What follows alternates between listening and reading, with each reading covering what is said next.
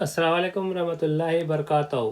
जमात नहूम मज़मून रियाजी हिस्सा अव्वल सबक नंबर 2 हकीकी आदात के लेक्चर नंबर 6 में आज हम मशक़ी सेट 2.2 का सवाल नंबर 1, 2 और 3 हल करेंगे। मशक़ी सेट 2.2 का पहला सवाल, साबित कीजिए कि 4 जज़र में 2 ये गैर नातिक अदद है। अज़ीज़ुल तालिबात, हमें पहले सवाल में साबित करना है कि 4 जज़र में 2 ये गैर नातिक अदद है। तो इसके लिए हम फ़र्ज़ करेंगे कि सबूत में कि 4 जज़र में 2 ये एक नातिक अदद है। तो जब भी नातिक अदद आता है तो वो कौन सी सूरत में होता है? a/b की सूरत में होता है, जिसमें b सिफर के बराबर नहीं होता है। तो हमने जो 4 जज़र में 2 फ़र्ज़ किया उसे किस तरह लिखना पड़ेगा? 4 जज़र में 2 मसावी है a/b और b बराबर नहीं है सिफर के, जिसमें a और b सही आदाद है। तो इसे हम और इस तरह लिख सकते हैं, जज़र में 2 मसावी है a/4b। इसे मसावत नंबर 1 दे।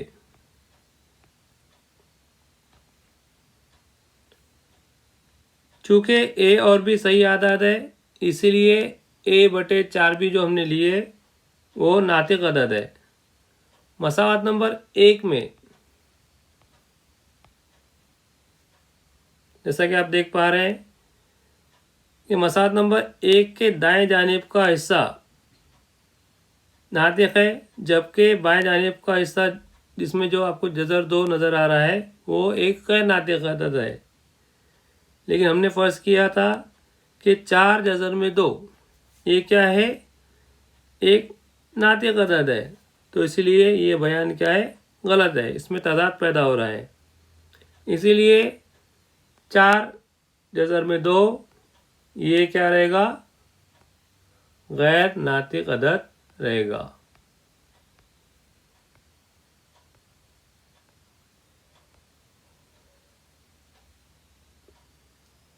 उसके बाद दूसरा सवाल,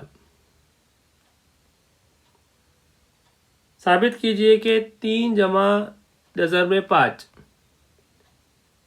ये गैर नातिक अदद है।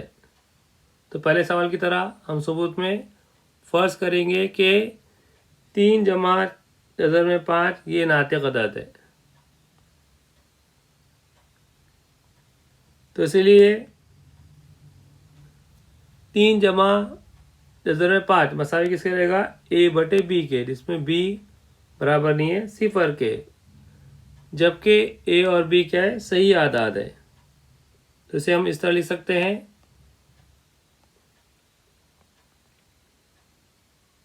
जज़र में 5 मसावी है a/b मनफी के 3, जिसमें a और b क्या है? सही आदाद है। अगर हम इसे मसावत नंबर 1 लें तो मसावत नंबर 1 में जो दाएं जानिब a/b मनफी 3 है वो क्या है? नातिक अदद है। और जज़र में 5 जो बाएं जानिब है वो क्या है? गैर नातिक अदद है। तो यहाँ पर जो हमने फ़र्ज़ किया था कि 3 जमा जज़र में 5 ये नातिक अदद है, तो इसमें क्या हो रहा है? तज़ाद पैदा हो रहा है। तो इसीलिए हम ये नतीजा अखज़ कर सकते हैं कि 3 जमा जज़र में 5 ये क्या है? गैर नातिक अदद है। उसके बाद तीसरा सवाल, जज़र में 5 और जज़र में 10 को अददी ख़त पर ज़ाहिर कीजिए। तो अज़ीज़ तलबा तालिबात, हम सवाल नंबर 3, जज़र में 5 और जज़र में 10 को अददी ख़त पर बताइए। तो जज़र में 5 को अददी ख़त पर किस तरह बताया जाता है वो देखिए आप, और जज़र में 10 को अददी ख़त को जो है आपको ये सवाल जो है होमवर्क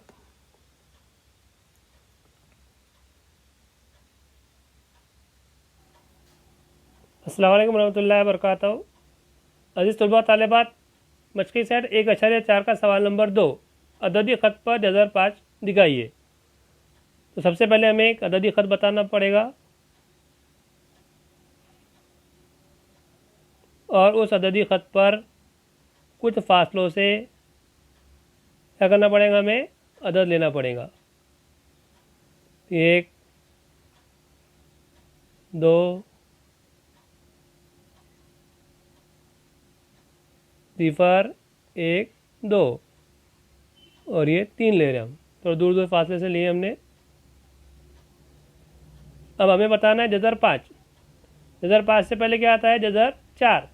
तो 4 का जज़र मुरब्बा क्या है, 2 है, यानी हमें चांदा लेना पड़ेगा और 2 जो है इसके ऊपर चांदा रखना पड़ेगा। अददी ख़त पर जहाँ पर 2 है वहाँ पे चांदा रखना पड़ेगा। और कितने दर्जे लेना है, 90 दर्जे लेना है। 90 दर्जे लेने के बाद 2 पर क्या करना है, हमें इस तरह क्या करना है, एक उमूद खींचना है। उमूद खींचने पर फर्ज कीजिए कि 2 को हम पी ले रहे और 0 को ओ ले रहे। अब हमें प्रकार लेना है और प्रकार से एक सम का फासला लेना है।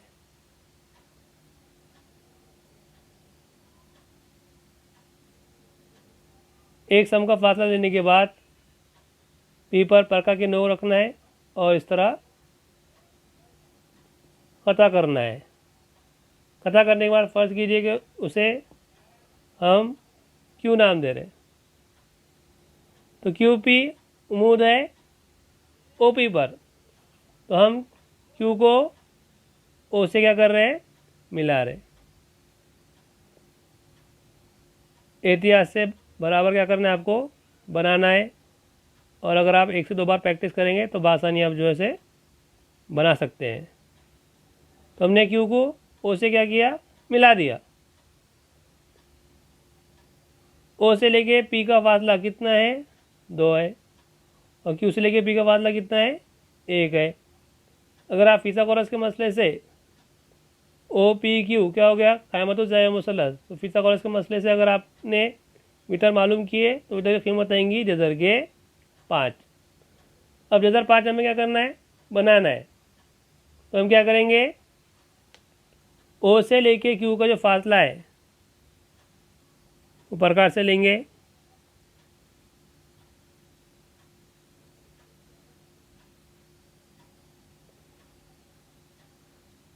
लेने के बाद क्या करना है, हमें ओ पे प्रकार की 9 रखना है और इस तरह क्या करना है, एक किता खींचना है। तो ये क्या कहलाएगा, जज़र के 5। तो इस तलबा तालिबात, ये बहुत आसान तरीका है। आप अगर इसकी 1 से 2 बार प्रैक्टिस किए तो बाद सनी आप जो है से बना सकते हैं।